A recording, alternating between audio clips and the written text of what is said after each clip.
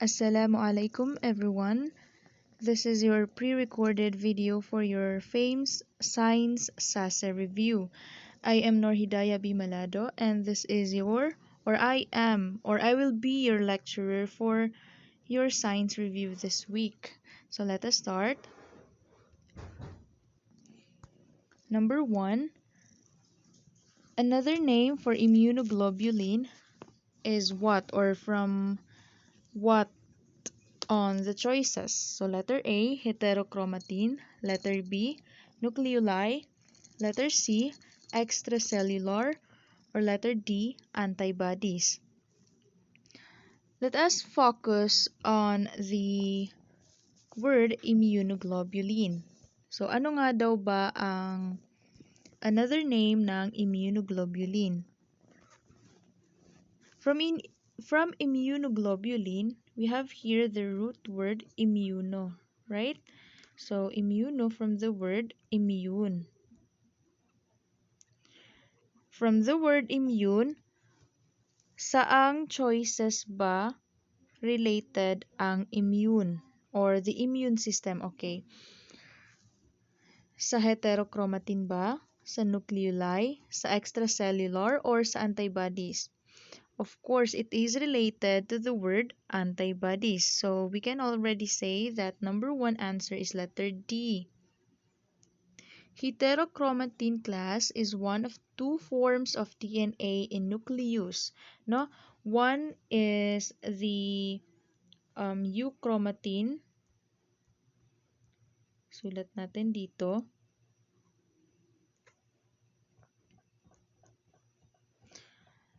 Euchromatin, which is the active for transcription in DNA in nucleus, right? So it is the lightly stained. So the second one is this, no? Again, these are the two forms of DNA in nucleus. Letter B, nucleoli. Of course, we all know that nucleoli is inside the nucleus, no? So it is for the synthesis of the rRNA or the ribosomal RNA.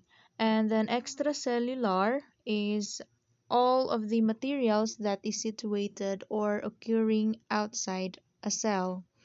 So number 1 answer is letter D, the antibodies, because antibodies is a protective protein produced by the immune system in response to the presence of a foreign substance called antigen. So sila daw yung nagpo-protect sa cells or sa body natin from these foreign substances called the antigen. Antigen is the bad guys. Now, they are the foreign substances na pumapasok sa loob ng katawan natin at nilalabanan ng antibodies or the immunoglobulins. Okay, so let us move on into number 2. Number 2, having no affinity in water is called as what? So letter A, hydrophilic, letter B, osmotic, letter C, facilitated diffusion, and letter D, hydrophobic. From the choices, we can already cross out or we can already say that these words, letter C and letter B, is not the answer. Bakit? Because they are the water activity inside the cell. So, hindi po siya the description of this or the main word of having no affinity in water. So, this is this description. So, ano nga daw ba yung, when we say affinity, synonym lang po siya ng affection. So, yung description na yon or ano daw ba yung tawag doon sa mga materials na walang or hindi attracted sa water. So, let us see letter A, hydrophilic. When we say hydrophilic, it came from the word hydro, which means water, and philic, which means love. So, pagdudugtungin natin yan, that is love for water. So, letter D, hydro, water, and phobic is for fear. So, kung pagdudugtungin natin yan, it is the fear of water. So having no affinity in water is called as letter D. Very good. Let us move on. Number 3, types of proteins that are not embedded within the lipid bilayer. So when we say not embedded, these materials are not attached, no? Hindi po siya naka-attach doon sa within the lipid bilayer. So of course, hindi daw siya naka-attach. So letter A, integral, no? Nandito na po siya. Within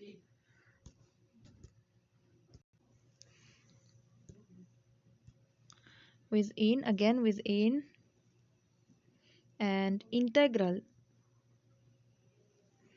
So, this choice, pwede na natin siyang i-cross out, no? Kasi nakasulat dito or nasa item natin is not embedded. So, we can already say that integral membrane protein is embedded within the lipid bilayer because of this.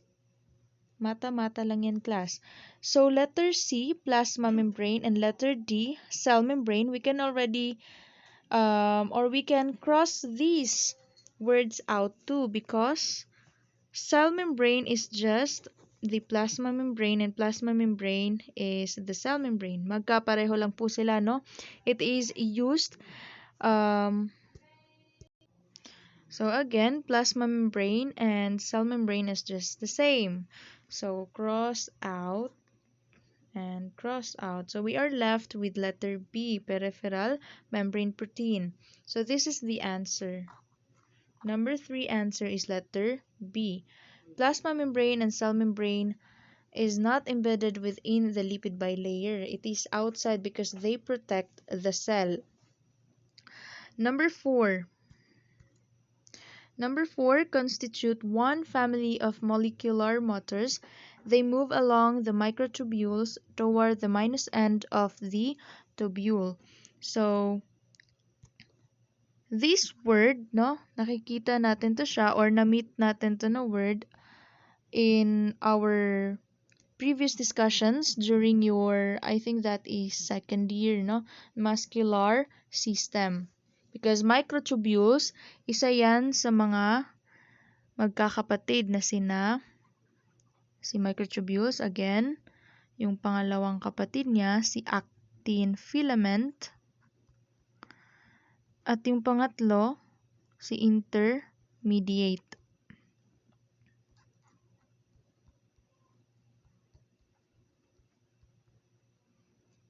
Okay, so these 3 helps with the movement of our muscles, no? Like for example, if we are going to stretch our shoulders or our legs, no? So sila yung nasa-strain, sila yung nagsi-stretch at bumabalik sa relaxed na position. So intermediate is the thinner, no? Siya yung pinakamanipis. And yung actin naman yung pinakamakapal. Katamtaman lang po yung sa microtubules. So, nasa question po natin na yung under sa microtubules kasi 'di ba no, anong klase ng microtubules na yung nagmo-move na molecular motors toward the minus end of the tubule. So we can already say that si actin i-cross out na po natin siya. Kasi hindi po siya under the microtubules. As we can see here, no, sa sinulat natin, kapatid po siya ni microtubules. Kasama niya po siya. So, sa microtubules class, yung under sa kanya is the kinesins and the dynein.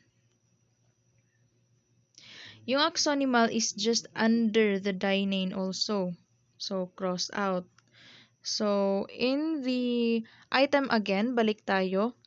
Tinatanong dito is the minus end kasi dalawa yan. Like for example, if this is the microtubules, dito yung plus end at dito yung minus end. So, ang tinatanong is yung nasa minus end. Kinesins class is located on the plus end. No? Kinesins. And the dynein is located in the minus end of the microtubules. So the answer to number 4 is the dynein. Number 5. how many homologous pairs in each chromosomes? So, ilang pair daw ba or ilang homologous pairs in each chromosome? Homologous is the same, no? Sila yung same ng laki, same ng everything. Okay, so they are homologous. So,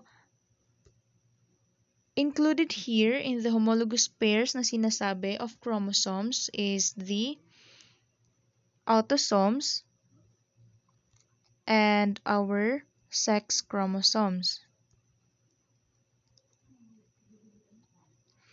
Sex chromosomes. So we have in human class, we have 22 pairs of autosomes and a pair of sex chromosomes, which is sa babae XX at sa lalaki is XY. Magkaiba po yung sa lalaki at sa mga babae, no? So, sa babae, XX again, at sa lalaki, XY. So, ang sinasabi sa question na ito is the 2, no? Lahat ng chromosomes natin. So, ilan daw ba ang bilang nila? So, we can, or we just have to add 22 and number 1. So, it is equal to 23 pairs. So, the answer to number 5 is letter B. Number 6. Number 6 consists of two successive mitotic divisions without the additional phase within the two divisions. Successive mitotic divisions without the additional phase within the two divisions. Okay, so sa question pa lang, makikita natin na we have here the word mitotic divisions. So, saan nga ba sa choices makikita natin yung related sa mitotic divisions? Of course, we are going to answer here letter B, mitosis, because it is related to the word mitotic divisions. Two successive class, I think this is a distraction because meiosis also have two successive divisions, no? Pero mitotic divisions kasi yung sinasabi dito. Meiosis have meiosis 1 and meiosis 2 divisions. Now, it is the separation or the cycle of the sex cells, no? The male gametes and the female gametes. Sa mitosis naman class, yung autosomes natin yung nasa cycle na yan, no? So, magkaiba. Dito sa meiosis, ang involved dyan is the sex cells. Sa mitosis is the normal cells or the human cells, no? So, zygote, it is the fertilized already na sex cells, no? So, kung na-fertilize na yung egg cell and the sperm cell, ito po yung zygote. Yan na po yung bata, yung magiging bata rather sa tiyan ng nanay. So, diplolene is just an ointment. Hindi po siya belong sa choices. Hindi po siya related sa choices. So, let us move on. Number 7. It is the center of the cell. What is the center of the cell? Nucleolus ba? Of course not. Nucleolus is the center of nucleus. Magkaiba ang center ng nucleus at ang center ng cell. So, we can say that sa grade 7 ito na topic. So, the center of the cell is the nucleus, of course. Endoplasmic reticulum class, ito yung daluyan ng ribosomes palabas sa nucleus, no? So, kung i-draw natin or i-picture out natin ang cell, nandito ang nucleus, it is the center of the cell. Again, it is darkly stained. Sa loob niyan is the nucleolus. For example, ito siya. And ito ang ER. At ang ribosomes na dumadaan sa endoplasmic reticulum ay napupunta sa Golgi apparatus for packing, no? So, for example, if ihahalin tulad natin siya sa factory, ito yung machine or dito dumadaan, pumupunta sa Golgi apparatus for packing, no? Para i-distribute sa mga nangangailangan or sa mga materials na nangangailangan ng ribosomes. Okay, so let us move on. Number 8.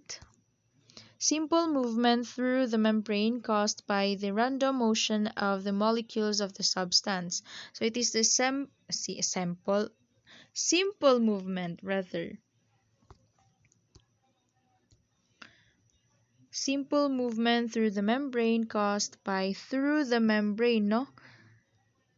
So, dumadaan siya sa membrane. So, again, membrane class is the outer covering. Like for the cell membrane, it is the outer covering. So, dinadaanan talaga siya, no?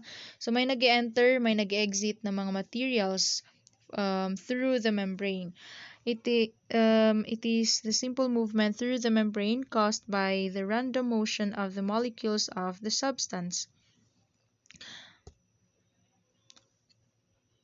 So, simple movement, no? Let us first discuss letter A, or let us first discuss the forms of transport, no? Since we are, or this, sa item na to, it talks about the forms of transport through the membrane. So we have two forms of transport, and that is passive. Saan ba natin maisusulat dito? Passive and the active.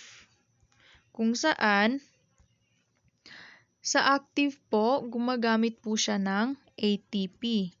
At ano nga ba ang ATP na ito?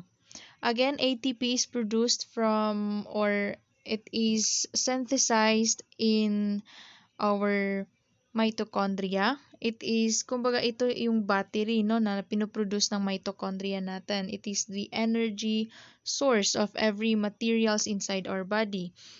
So, sa active transport, gumagamit po siya ng ATP. Sa passive transport naman po, hindi po siya gumagamit ng ATP. Under the passive transport, we have the diffusion and the facilitated diffusion.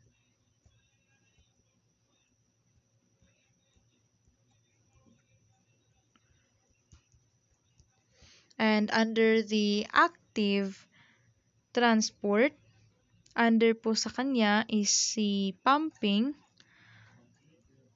Of course, pumping is or might need ATP, no, para gumana yung pumping na yon. May ginagamit na mga proteins dyan. And the second one is the endocytosis.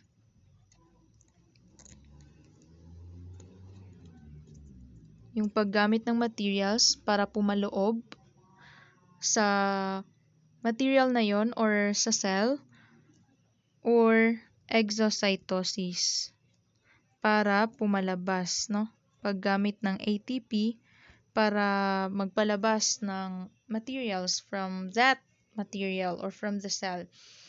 Okay, so from the item question, simple movement. So, masasabi natin na the passive transport, sila yung gumagamit ng or hindi gumagamit ng ATP, kaya sila yung may simpleng movement sa transport, no? So, through the membrane caused by the random motion of the molecules of the substance. So, tingin tayo sa mga choices. Letter A, active transport. Letter B, pinocytosis. Letter C, endocytosis. And letter D, diffusion. Active transport, cross out. Hindi po siya simple movement, no? So, kasalungat po siya ng passive. Pinocytosis is also under the active transport. Pinocytosis is under the endocytosis. Because pinocytosis, ito po yung pagkain or pagpasok ng mga material inside the cell. For example, in a na maliliit na bagay, no? So, for example, if this is the cell, at in pinocytosis, particles are entering the cell in bits, no? Maliliit na particles para makapasok. Okay, so endocytosis, let us cross this out. Pare-pareho po yan. Ito pong active transport, under po sa kanya yung endocytosis. Yung pinocytosis naman po, under po sa kanya, or under po siya kay endocytosis. So, we are left with the letter D, diffusion. And letter D is the answer to number 8. Number 9.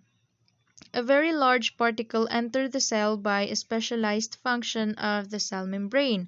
So we can already say that entering the cell by a specialized function, no? So active by a specialized function. Active, of course, no? Gumamit siya ng materials or ng ATP.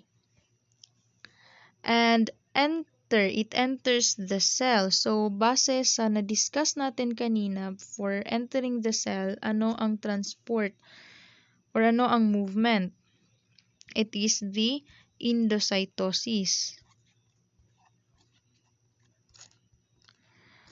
And under sa endocytosis class is the pinocytosis. Again, nabanggit natin kanina sa previous item. Phagocytosis.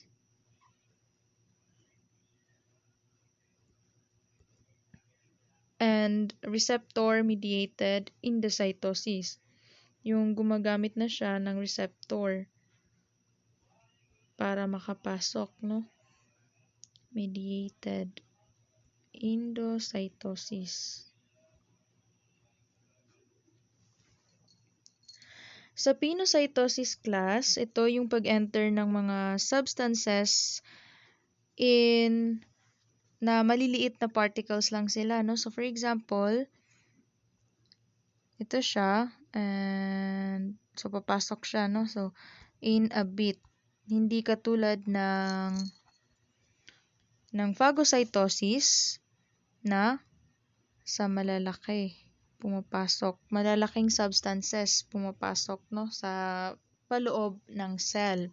Sa receptor-mediated naman, a receptor is needed para makapasok yung mga substances na yun. So, for example, meron tayong dito, may receptor dito at may receptor dito. Kumbaga sila yung usherette, no, para pumasok yung mga substances na yun inside the cell. Okay, so balik tayo sa question or the item. So, very large particle enter the cell by a specialized function of the cell membrane.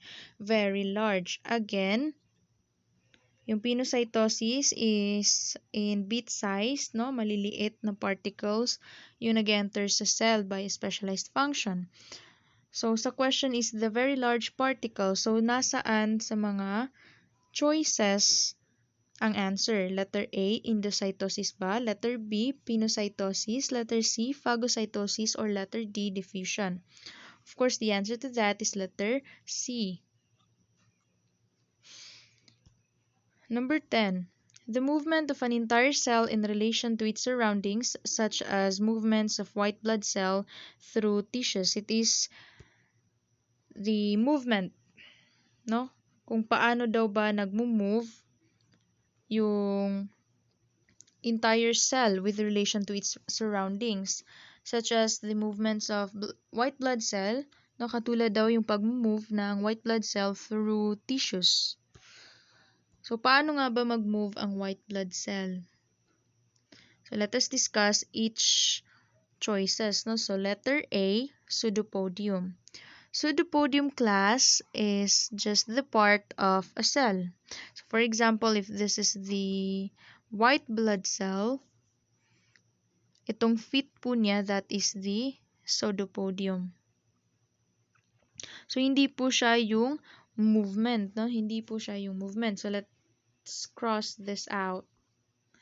Active transport, of course, this is the transport or the movement of materials inside or outside the cell. So, let us cross this out. Letter D is locomotion. It is the definition or it is the characteristics of a substance or a cell for movement or to move. So that is locomotion. So we are left with letter C, amoeboid movement. Amoeboid movement class pinangalan or from the word or term amoeboid or amoeba, no? So nagmo-move yung mga amoeba by parang gumagapang sila, itong pseudopodium nila ginagamit nila para gumapang. Gumagapang, for example, ito yung tumapak at ito, then ito na naman yung tatapak paggapang. So you can already imagine that, no? I hope so. Number 11, actual process by which the cell splits into two new cells. Splitting of the cell, splitting of cell, it includes or it is in mitotic division or in mitosis cycle of cells, no? Halata naman sa choices natin class because metaphase is under mitosis, prometaphase is under mitosis also, and prophase is under mitosis.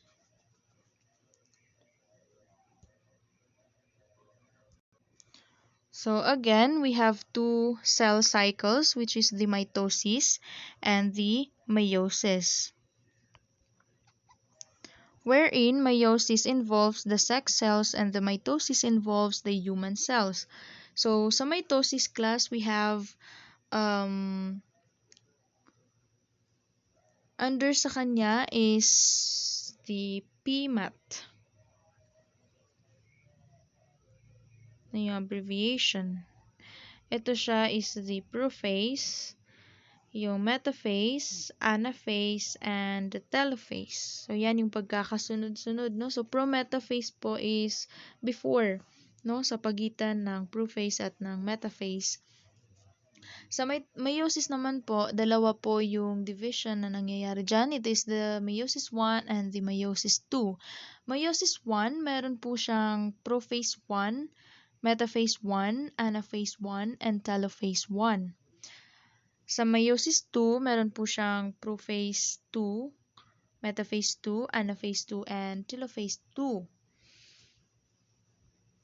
So, balik tayo sa question. Medyo lumalayo na po tayo, no? So, actual process again by which the cell splits into two new cells. Hindi naman po nakasaad dito na two new sex cells or two sex cells, no? Hindi po.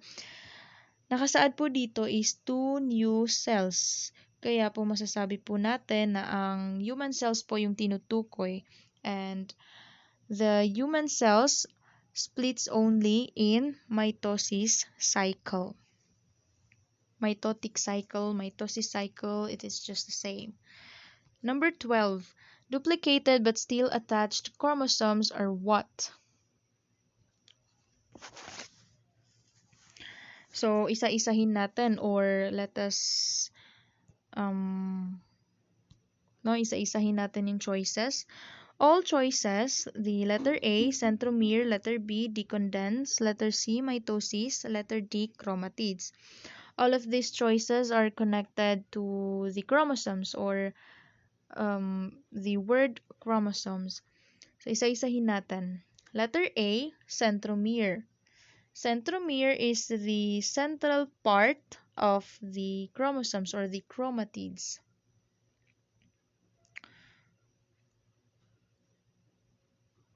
So, kung ito ang chromatid, nandito po ang centromere. This is the centromere.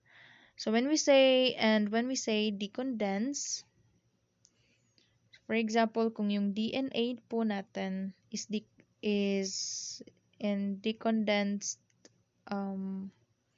form pa, ganito po siya. At kapag na-condense na po sila, saka lang po sila nagpo-form ng ganito. Decondensed and condensed.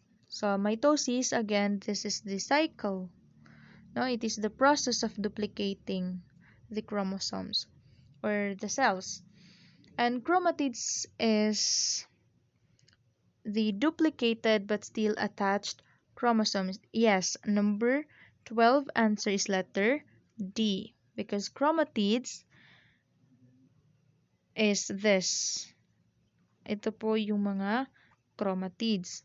They are often called sister chromatids because this one is one chromatid and this one is another chromatid. Kaya po pinagsama sila by centromere or with the help of centromere, nagiging sister chromatids po sila. Okay, so duplicated but still attached chromosomes is called chromatids. Number 13, in transcription process of the DNA, no? So, kailan daw or ano ang tawag doon sa mistaken, no? Doon sa mga na na mistake na process. So, proofreading, of course, cross this out. Hindi yan yung answer. Letter C, centromere, as we have discussed earlier from the previous item. No, ito yung nagdidikit sa dalawang chromatids. And then chromatids, surely hindi po siya. So the answer is letter A, mutations. No?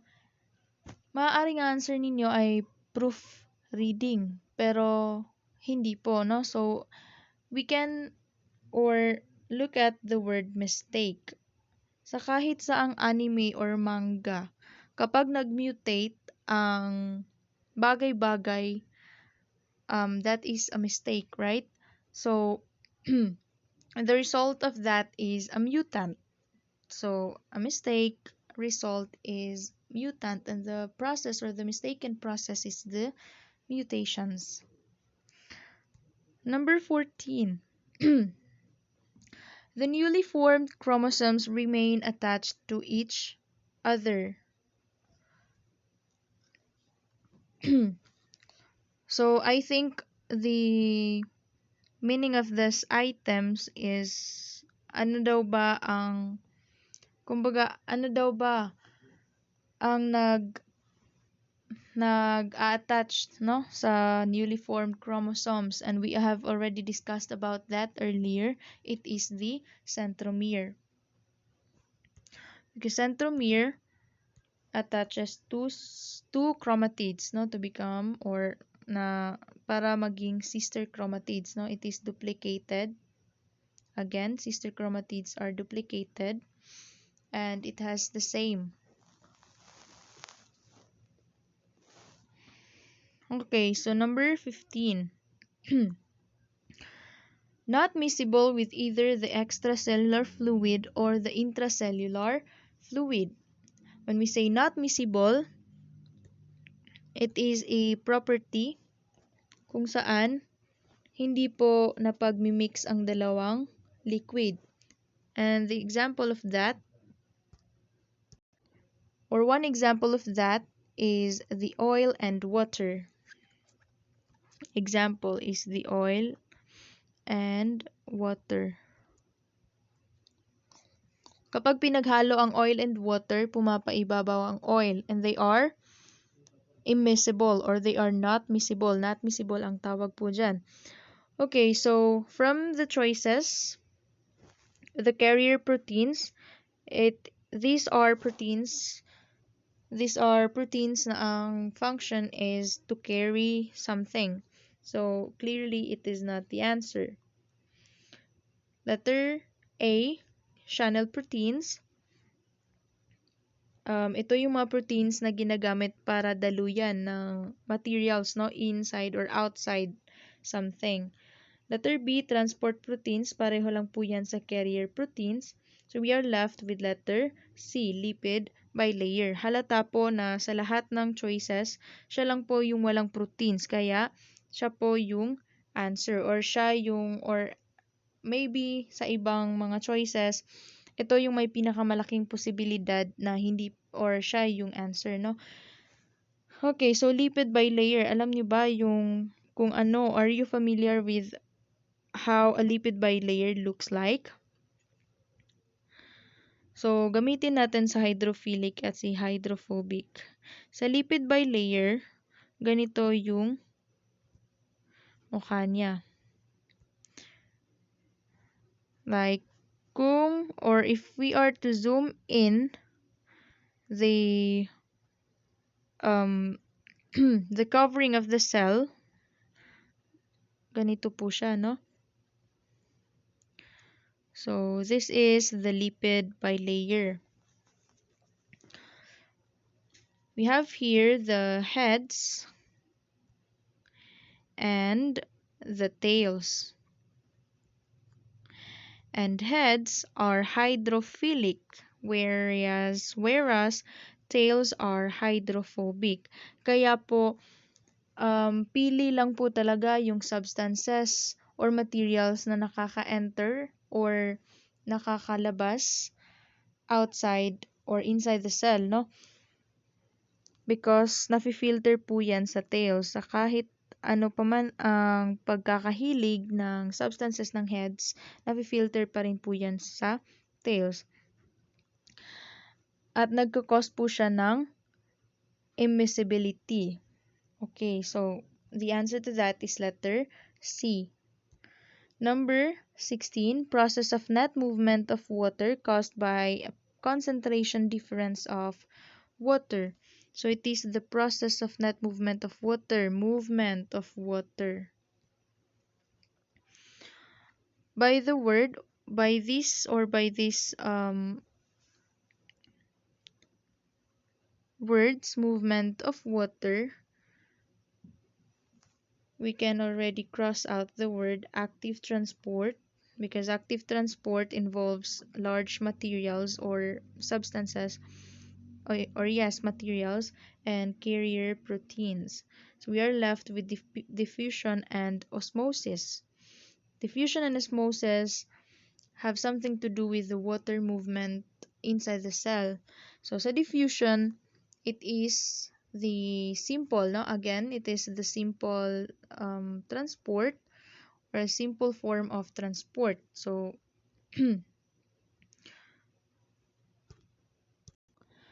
or it is the movement of molecules from high concentration to low concentration. Both solute and solvent move. Whereas sa osmosis, yung solvent lang po yung nagmo-move, because if we are going to illustrate it, no, kung ito po yung solute or solvent rather, at nandito po yung solute,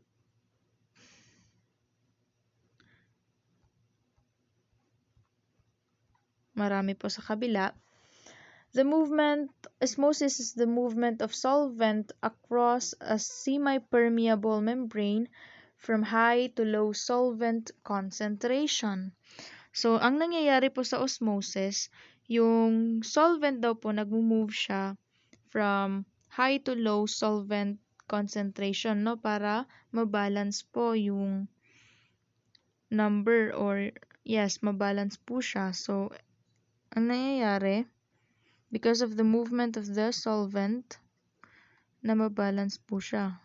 Dito sa the other side, mas maliit po yung solvent because maliit po yung number ng solute or volume ng solute, at lalaki po siya dito because nag-move po siya, no? Okay, so that is how osmosis works. So again, sa item, process of the net movement of water caused by a concentration difference of water. So net movement, it seeks for balance.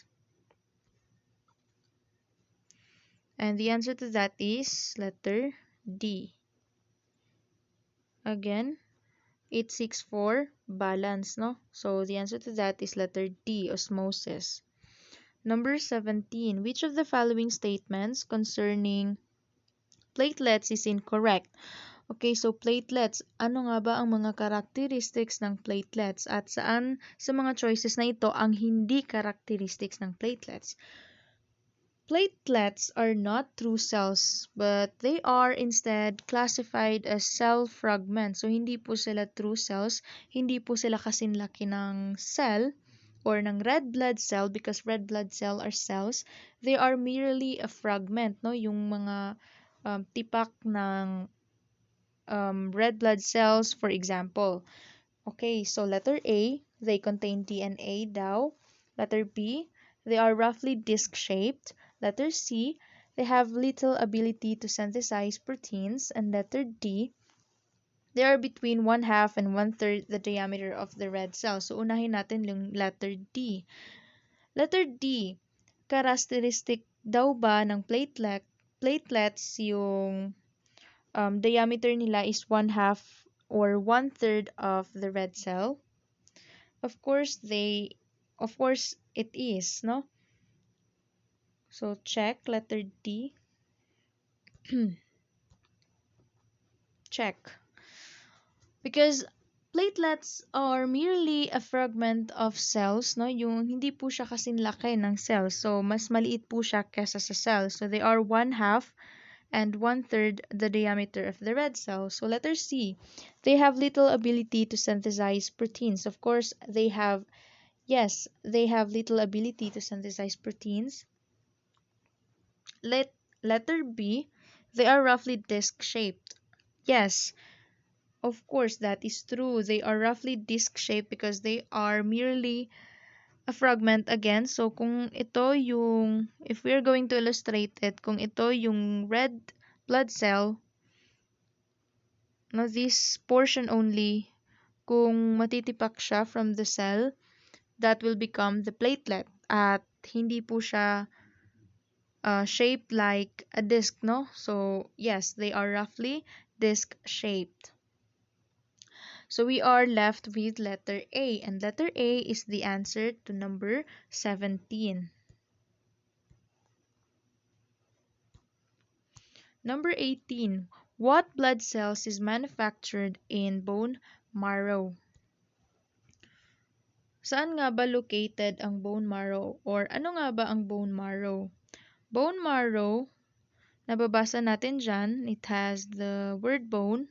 Of course, we know what is bone. Saan nga ba ang bone marrow sa bone? Bone is just inside the bone.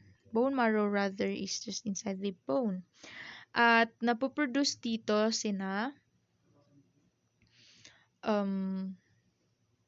RBC, the red blood cell, WBC, white blood cells, and the platelets, of course, no? The fragments. And RBC, WBC, platelets, lahat po yan nakikita sa choices. Pero nasaan po ang maraming bilang? Of course, it is the RBC, and RBC is the answer. RBC are the largest organ or liquid organ inside our body. No, so it is, yes, redundantly produced by the bone marrow. No, sila yung pinakamaraming napoproduce from our bone marrow. Are you familiar with the bone marrow transplant? Of course, it is performed because a patient might be kinukulang sa pag-produce ng RBC, no? So, it is needed. Let us move on. Number 19. Organized aggregation of cells that functions in a collective manner. Let us focus on cells that functions in a collective manner. Letter A, muscle tissue. Letter B, connective tissue. Letter C, tissue. And letter D, epithelium. So from looking into the choices alone, we can already say that the answer is letter C. Because letter C, no, under sa kanya yung other choices, muscle tissue, connective tissue, and epithelial tissue, they are all types of tissues. So letter C is the answer to that. Are you familiar with the biological organization which compromises nandoon po yung topic natin when we were in grade 7, right? No, the cell is the basic unit of the organism, or basic unit of of an organism. Kasunod po niya yung tissue. And then, the organ, kapag pinasama ang mga tissue, it will form organ. Pag pinasama ang mga organs, magpo-form po sila ng organ system. And lahat po ng organ system natin, no, kapag pinagsama sila, wala pong kulang, they can form organism. So, sa question, cells that functions in a collective manner, kapag pinagsama-sama ang cell, nagpo-form po siya ng tissue. So, the answer to number 19 is letter C, tissue. Number 20, the growth of plants and many ecosystems is limited by the supply of nitrogen. Which of the following groups of organisms plays the largest role in moving nitrogen between the atmosphere and the plants?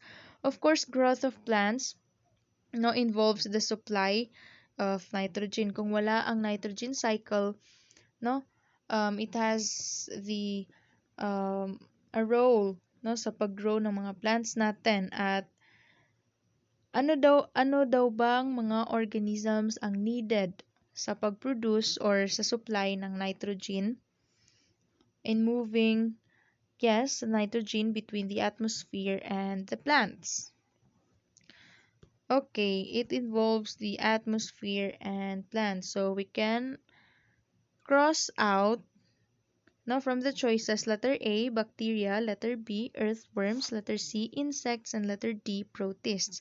So from these words alone, we can already cross out the earthworms and the protists.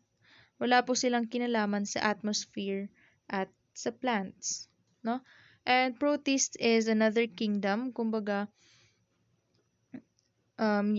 parang ka-level lang po siya ng plants. Happy 11/11. Okay, so letter C. Insects, no? Marahil ito yung answer, pero hindi po siya yung answer. It has nothing to do with the nitrogen or in moving nitrogen between the atmosphere and the plants. And the answer to that is letter A, the bacteria. So, nitrogen cycle, I hope you still remember, no? So, nitrogen cycle, needed po dyan yung nitrogen-fixing bacteria, the nitrifying bacteria, and the denitrifying bacteria. So the answer to number 20 is letter A. Number 21. Which animal never drinks water in its entire life? Letter A, kangaroo. Letter B, rat. Letter C, hippopotamus. Letter D, kangaroo rat. From the item question, which animal never drinks water in its entire life? So we can already say that this animal that is being described here never drinks. And most probably, animals na hindi umiinom or hindi frequently na umiinom, they are animals from dry environments, from the desert.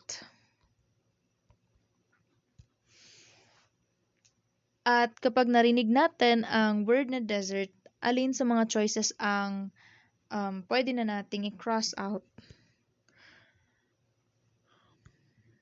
Of course, the word rat and the word hippopotamus.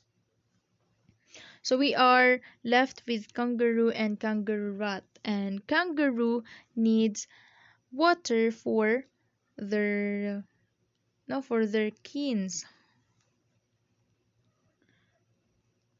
May mga anak sila, they are marsupial, and they need water for them to live. No? So we are left with letter D, and letter D is the answer to number 21. Kangaroo rat. Kangaroo rat is a rat na nagja-jump like a kangaroo. So they are rodents in the desert area. Number 21. Or 22 rather, what is the physical phase of life called? Letter A, protoplasm. Letter D, letter B, that is letter B, organelles. Letter C, cytoplasm. And letter D, none of the above. So from the choices, we can cross out the word cytoplasm and organelles because cytoplasm is an organelle, so it is not the answer. No, so they are just the same. So letter A, protoplasm, letter D, none of the above. So ano nga ba ang protoplasm? Protoplasm is an important substance in our body. It consists of the carbon, hydrogen, oxygen, and the nitrogen. So we can already say that it is the physical phase of life. This is the answer to number 22 because it is important. Kumbaga ito yung pinakauna. Other than the cell, ito yung needed by the cell.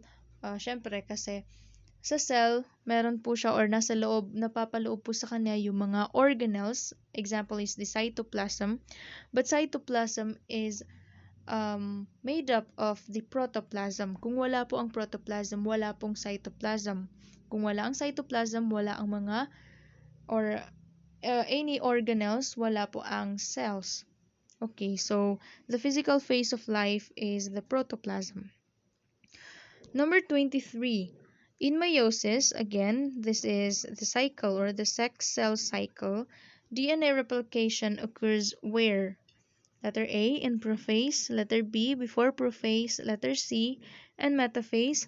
Letter D, during the first meiotic division.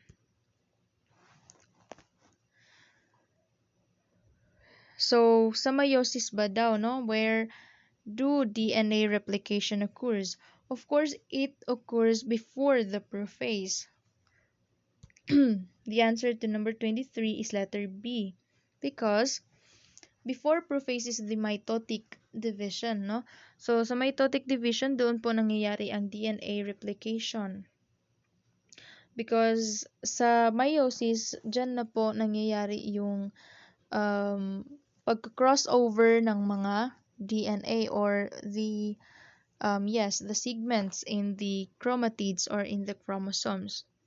So yung replication nauuna po siya na process and that is before the prophase.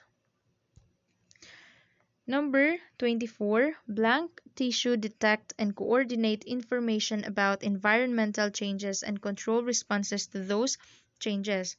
So letter A, muscle, letter B, connective tissue, letter C, nervous, letter D, epithelial tissue. So these four choices are the four types of tissues. And sa question, ano nga daw ba ang tissue na nagde-detect at nagko-coordinate ng mga information? Again, let us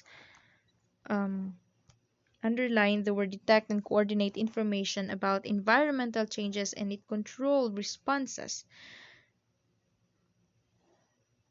So from control responses and from detecting and coordinating information, we can already say, or your answer might be letter C, and letter C is correct because muscle tissue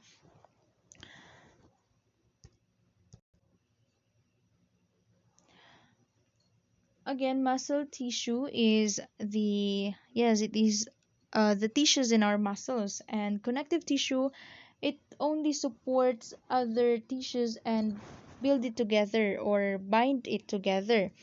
And again, epithelial, of course, it provides covering, like for example is our skin or the covering or the lining of our intestines. So answer to number 4 is letter C. Number 25. Serology is the study of what? It is a fact. Serology is the study of lizards. Because mosquitoes and cockroach study is arthropology. It is the study of insects. Arthropology. And herpetology is the study of snake.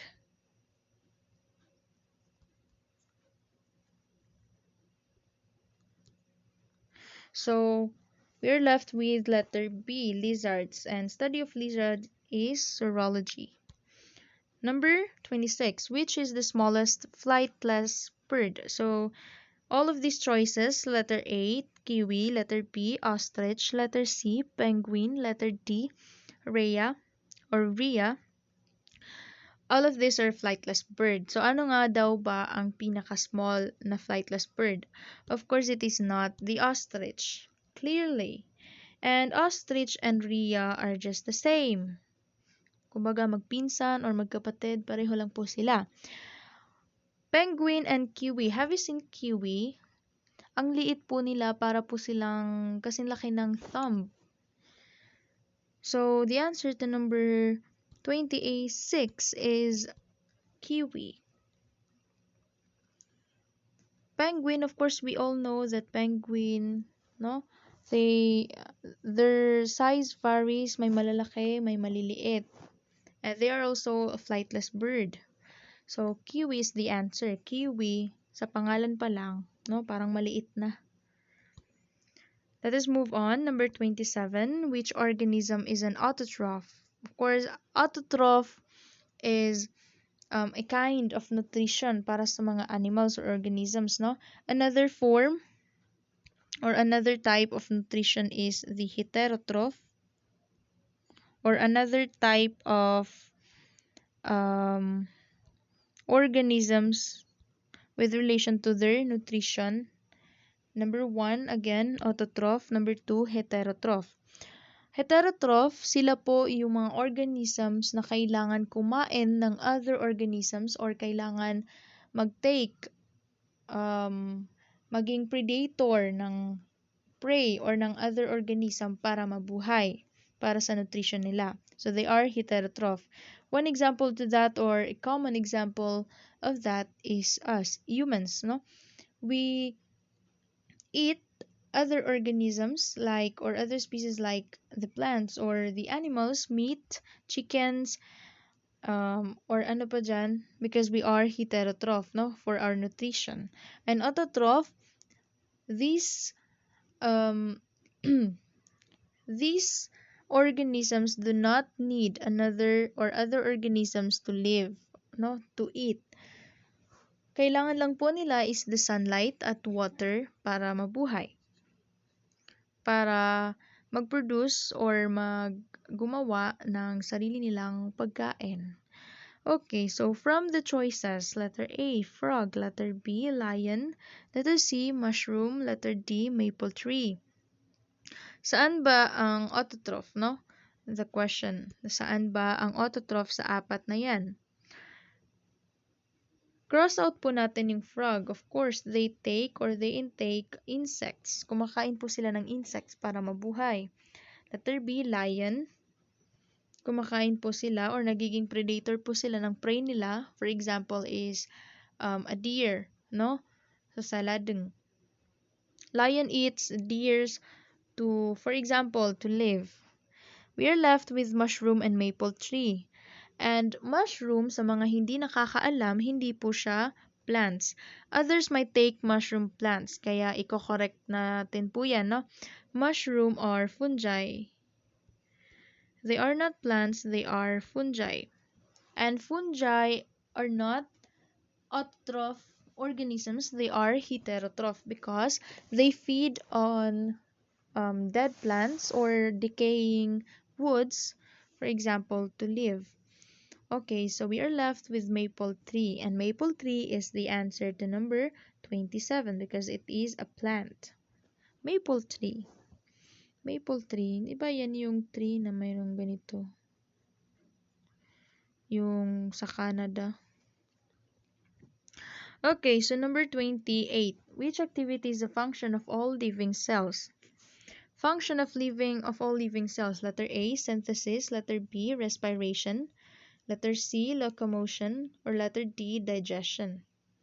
Ano nga daw ba yung function of all living cells? So, locomotion, digestion, and respiration are all function of, or are all characteristics of living things. No? Locomotion, digestion, and respiration are all characteristics of living cells. What are the characteristics of living cells, by the way? Are you familiar with that? Let's use Mrs. Green. as a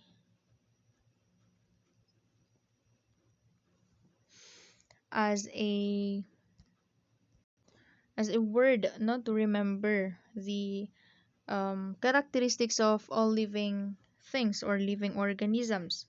So we have M here, um, that stands for metabolism, R for respiration, S for response to stimuli. Is that it? I Parang ganun na nga. So letter G for growth, letter R for reproduction, letter E for excretion, and letter N for nutrition. So that is the characteristics of all living things. Hindi po siya related sa item na ito pero might as well mention it. Baka po makatulong. So again, balik tayo sa item, which activity is the function of all living cells. So magkakasama po ang letter B, C, D, and that left us with letter A as an answer. So letter A is the answer to number 28. Synthesis, no? Synthesis, gumagawa po sila ng other living cells ng katulad nilang cells for us. So, for example, kapag nasusugatan po tayo, nagre-replicate po yung mga cells natin sa parting yun ng katawan natin. And that is called, or the process is called synthesizing or synthesis. Number 29. The nose and ears contain a flexible connection tissue called blank. Letter A, marrow. Letter B, muscle. Letter C, bone. Letter D, cartilage. Okay, so i-feel natin yung mga nose and ears natin. Do you feel bone in there? Of course, hindi matigas, no? So, hindi. Wala pong bone sa nose and ears natin. Muscle ba?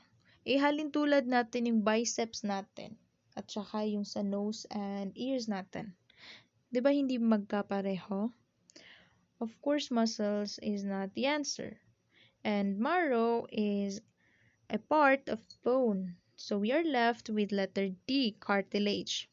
And yes, it is a fact. Cartilage makes up, or yan po yung, it is the flexible connection tissue na nasa or napapaloob sa nose and ears natin. So let us move on into number 30. Malapit na guys, 10 items na lang.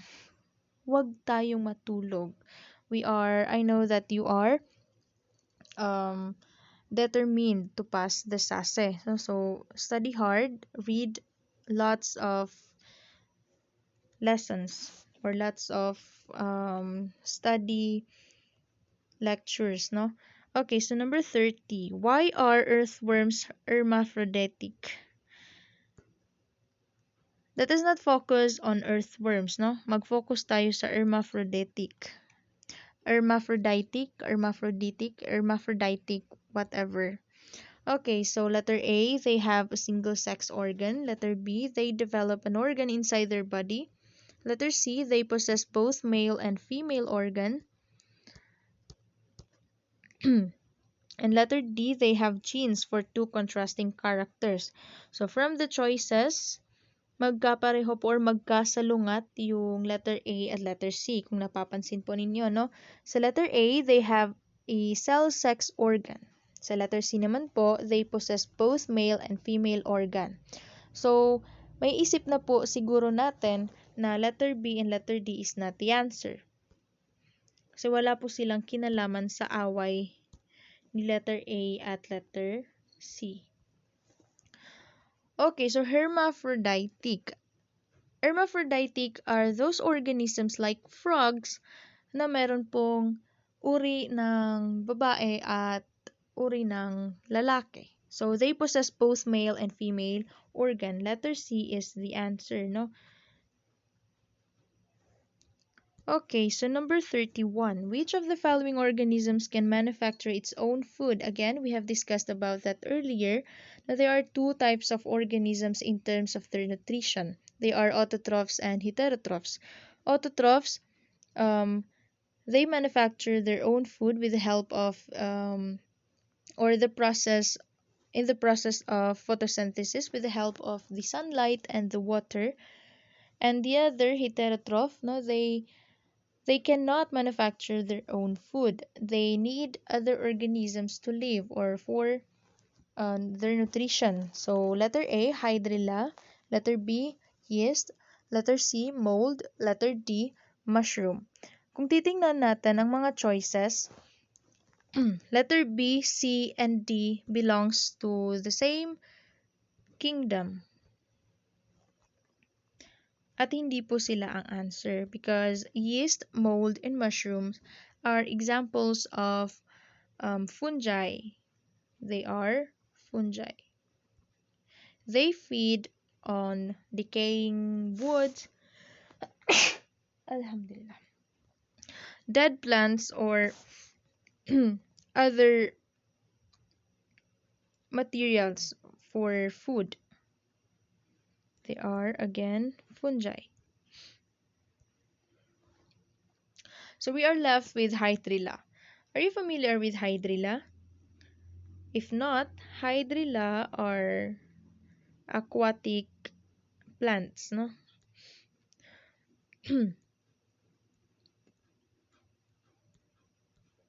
Hydrilla are aquatic plants. So they are plants, so most probably they manufacture their own food. So the answer to number 31 is letter A.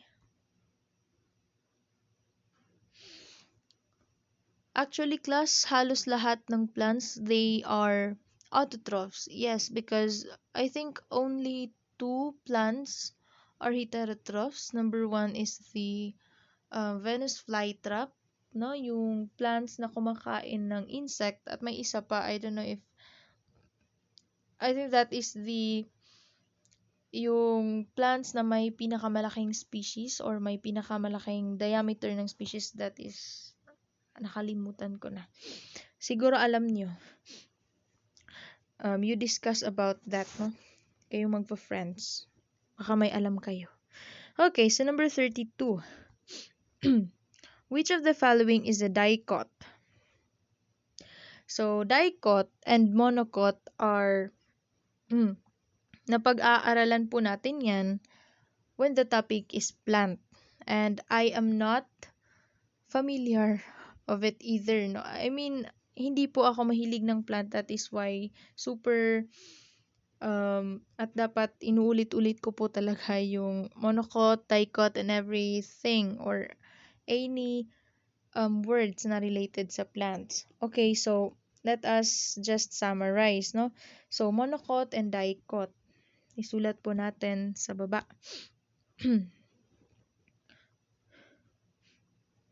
Monocot and dicot. Okay, so monocot and dicot have differences in terms of their flower numbers or yung bilang ng flowers nila, their cotyledons, their leaf venation, or their root. So, let us write here, no? Para ma-summarize natin at maintindihan ninyong mabuti.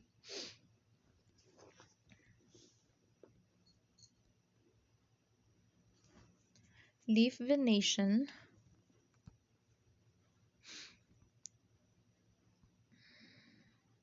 and the roots. Sa monocot po, yung flowers po nila, they are in threes. No? Kung i-illustrate po natin, parang ganito po, no? With the same color. At dito, with another color. So, parang ganin po yung flowers ng monocot. Whereas, sa dicot, their flowers is in 4s or 5. No? Ganyan. Or in 5s. Sa cotyledon naman po nila, they have, sa monocot po, they are one seed leaf or they have one seed leaf. Sa dicot po, they have two seed leaf.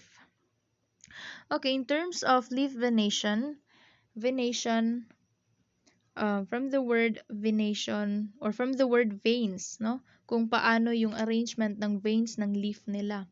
Isulat muna natin dito, one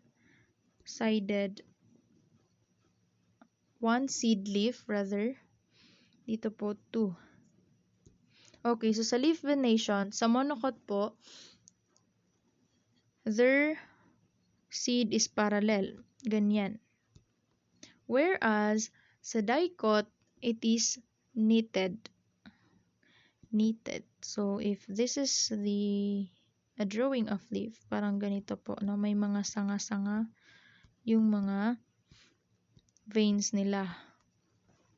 Okay, so sa roots naman po tayo. In terms of roots, sa monocot po, the roots is diffused or it is fibrous, no? Sa ilalim ng lupa.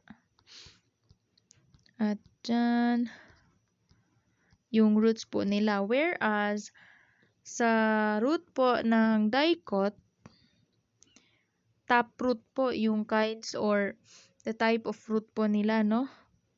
Nasa ibabaw. So, from these differences, saan or ano ang pipiliin po natin para malaman ang answer sa item na pong ito? Number 32, balik tayo. Which of the following is a dicot?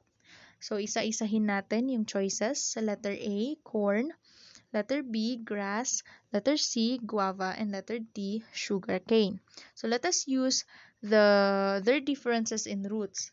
Sa corn, yung roots po nila ay nasa baba. So, most probably, they are monocot, no? So, yung leaf venation po nila, of course, it is parallel. So, yes, it is a monocot. Yung corn, ha? Corn is a monocot. Letter B is the grass. Grass po, yung leaf venation po nila, of course, it is parallel, no? And their roots is nasa ilalim ng lupa. So, they have fibrous roots, hence they are monocot also. Letter D, sugarcane. Of course, their roots also, no? Katulad ng corn, nasa ilalim ng lupa. And their grass, or their leaf venation is parallel also. So, they are monocot. So, we are left with letter C, and letter C is the answer, guava. Saan nga ba ang roots or paano nga ba ang roots ng guava? Of course, it is a kahoy. And a kahoy has a taproot for a root type, no? And their leaf venation, paano nga ba ang leaf ng guava? It is knitted, no? So, the answer to number 32 is letter C. Number 33. Veins are blood vessels that what? Letter A, deliver blood to the cells of the body. Letter B, contain striated muscle. Letter C, carry blood toward the heart. Letter D, readily exchange material between the blood and body cells. Isa-isahin natin ang choices. So, letter A, deliver blood to the cells of the body. So, blood vessels that deliver blood to the cells of the body is the capillaries. No? It is the thinner or the thinnest, yung pinakamanipis or pinakamaliit na blood vessels. No? So, sila yung nagdi-deliver ng blood sa pinakasulok-sulukan ng body natin, even in our finger. So, the letter A is capillaries. So, clearly, it is not the answer. Letter D, readily exchange material between the blood and body cells. So, letter D is just the same as the letter A. It is the capillaries. So, nakikita natin again yung body cells natin dyan, no? So, sa capillaries po, nandyan po or dyan po nangyayari yung exchange ng materials between the blood and the body cells. So, letter D, cross out.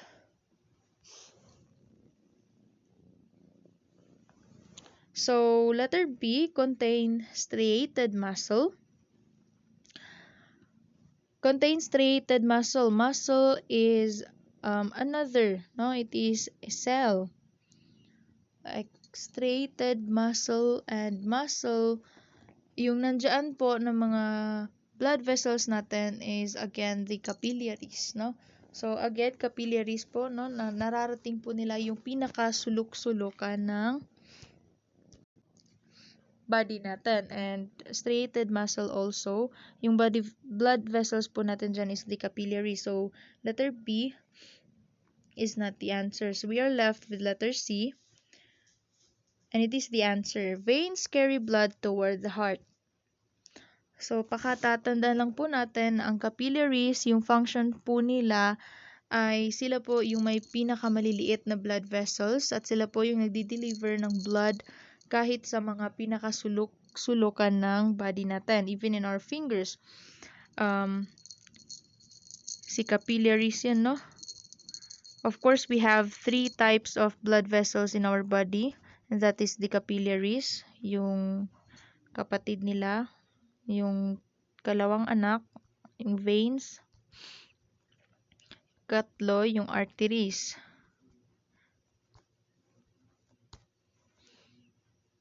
To simply remember or para ma-remember po natin, arteries po, they carry blood away, no? Arteries away from the heart. And yung veins, sila yung nagki-carry ng blood toward the heart.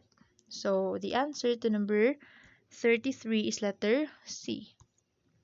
Number 34, the chromosomes responsible for characteristics other than the sex are known for or known by which of the following terms? Letter A, ribosomes, letter B, lysosomes, letter C, autosomes, and letter D, spermatocytes. Spermatocytes is just the sperm. It is the sex cell for men. Sperm. So, ano nga daw ba or which chromosomes is responsible for characteristics other than sex and are known by which of the following terms? So, ano ba yung mga chromosomes other than the sex cells? Of course, na-discuss na natin kanina, these are the autosomes. Autosomes is the answer to number 34. Ribosomes, again, sila yung napoproduce sa nucleus natin kung saan nandyan po yung DNA natin. So, it is not the answer. Hindi po siya yung chromosomes. Chromosomes po natin actually napapaloob po siya sa ribosomes. So, lysosomes, it is an organelles inside the cell. Sila po yung kung tinatawag nating suicide bag because they engulf the foreign material inside our cell at nagsisecrete ng enzymes to kill what they have eaten. Okay, so letter C is the answer to number 34. 35. How many pairs of nerves leave the vertebrate brain? So, ilan nga ba? So, we have 2 main divisions of vertebrate nervous system. We have the CNS, the central nervous system, and the peripheral nervous system. Yung CNS natin, under dyan yung brain at yung spinal cord natin. At pababa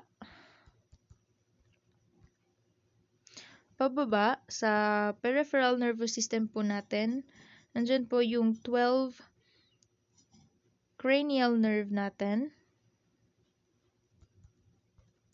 Nerves. Yung 31 pairs. May pairs po sa 12 na to. 12 pairs of cranial nerves, 31 pairs of spinal nerves, and our autonomic, no? And the autonomic system. Under po siya sa PNS. So, from the spinal, no, ang pinakaunang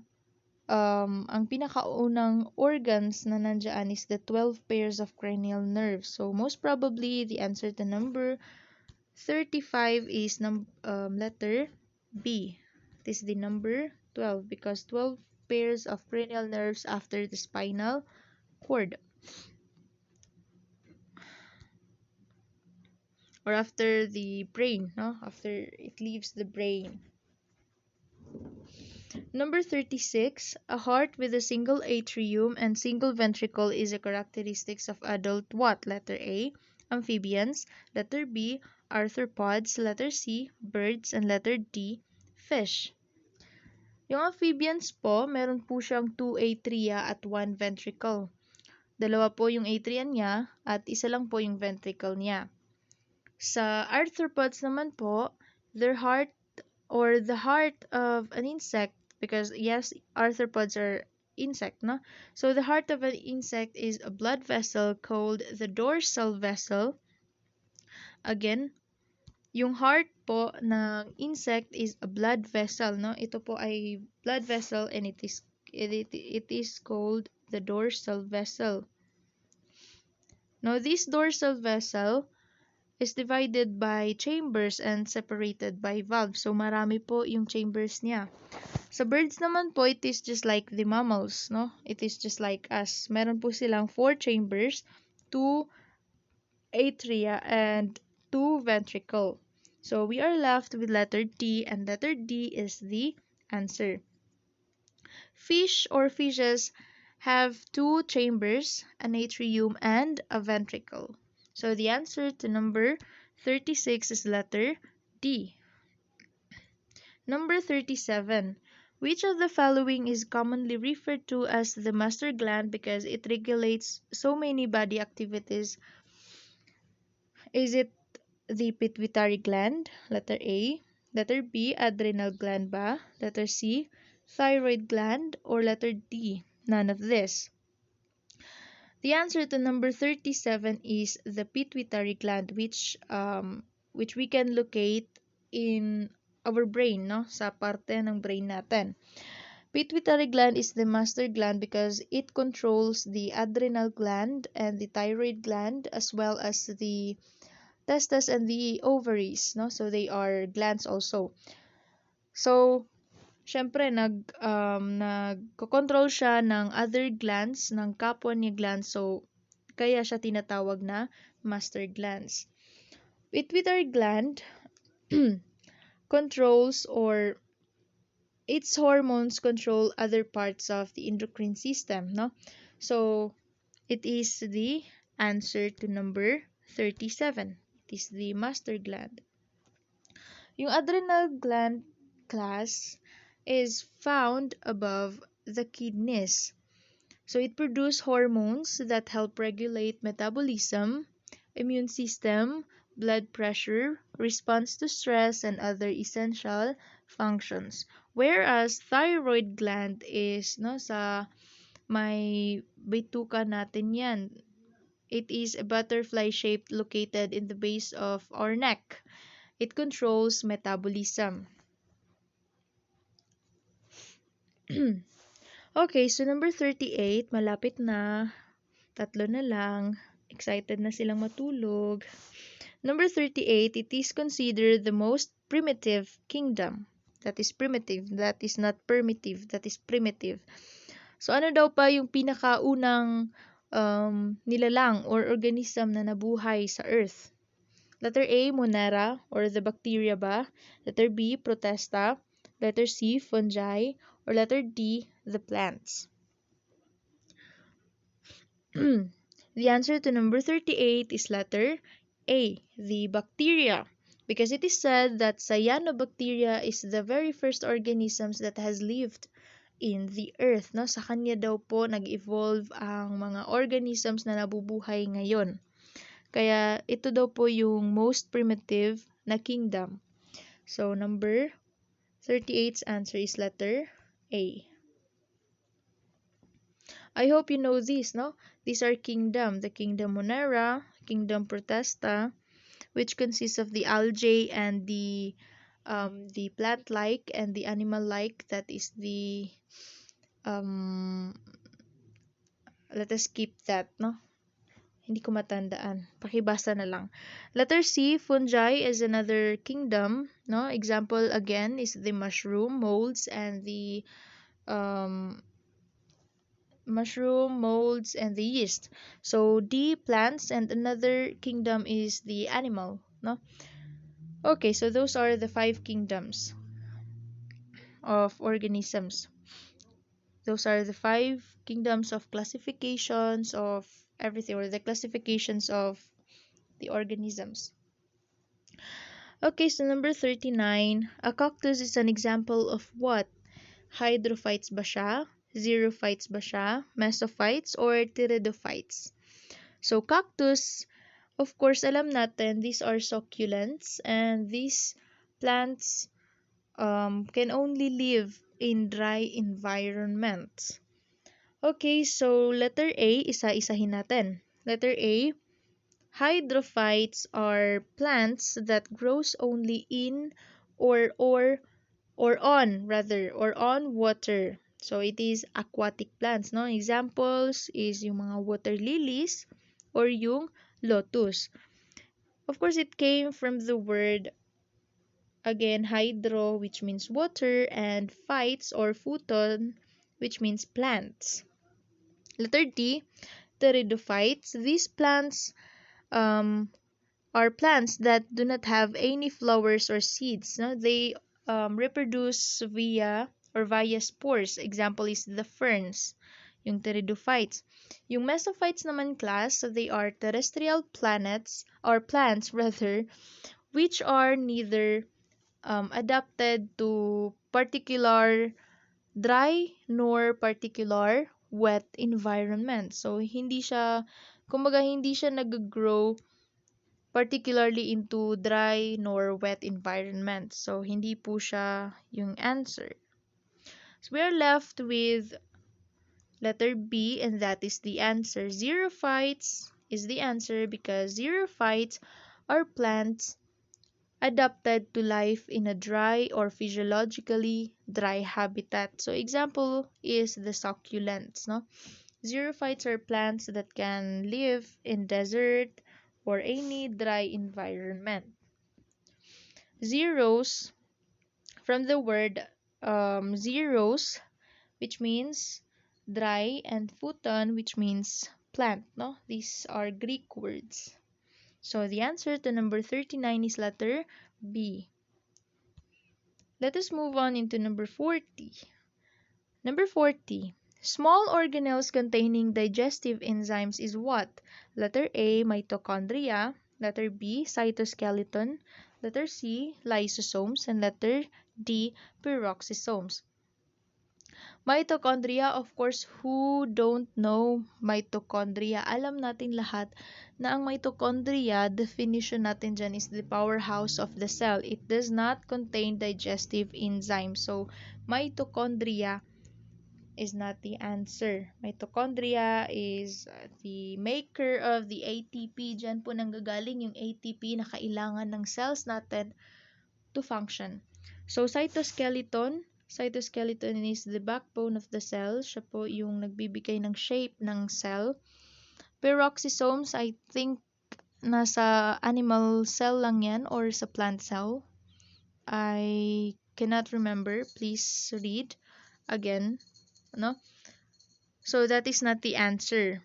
The answer is letter C, lysosomes. Again, na-discuss ko kanina, it is being called the suicide bag because it engulfs, no? Kinakain na yung foreign material na yun na pumasok na mga harm, no? Pumasok sa loob ng cell natin at magre-release siya ng digestive enzymes tapos puputok or sasabog. So, kapag sumabog siya, wala na po yung lysosome. So, kaya po siya tinawag na suicide bag. Best of luck, future MSU1. I know you can do it.